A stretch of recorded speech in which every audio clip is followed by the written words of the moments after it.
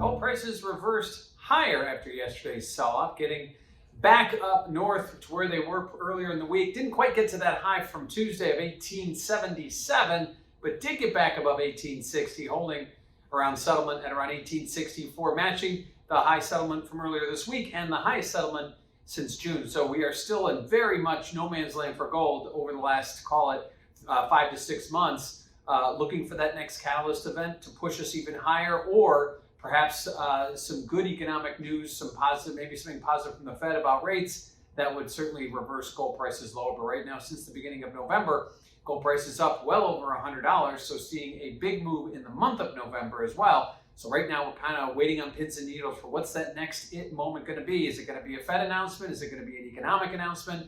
There's a lot of uncertainty out there also helping to push gold prices higher. The dollar, which has been extending to new highs as well, did see a bit of a pullback today from those highs. It's still elevated given where it was a few months ago, but certainly that helped keep gold prices from moving down. One other key thing to mention here about gold is that as this rally continues, we see pullbacks. The pullbacks are seeing higher lows. So we're not seeing those big extensions lower and then staying there. We're reversing, seeing higher lows. And it looks like right now, 1860 seems to be the next line in the sand. If they can hold north of 1860, an extension higher seems likely. Again, we did not get to those highs from yesterday at 1877, but again, back above 1860. So we'll have to see what tomorrow brings. Now, what does this all mean for volatility?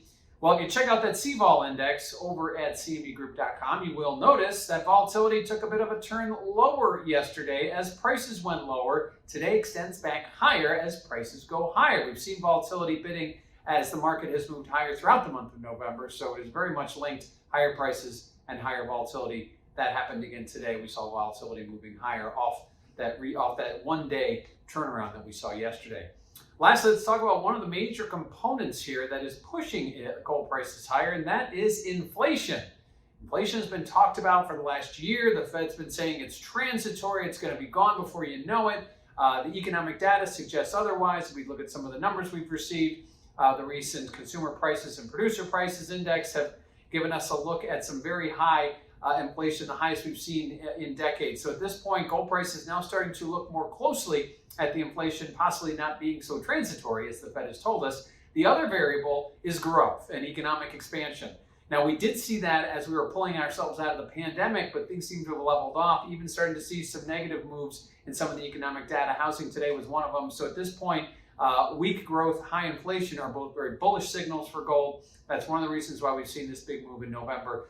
Will it continue? Obviously, we have to wait and see what the data brings, and clearly the Fed will have a hand in that. We haven't really heard much other than their transitory reasoning for inflation, and right now the gold market seems to be shaking that off. So gold, midweek moving higher, back above 1860 to 1864 as the dollar continues its extension, gets a modest pullback, but really the main underlying flow here is inflation and growth, and will that continue?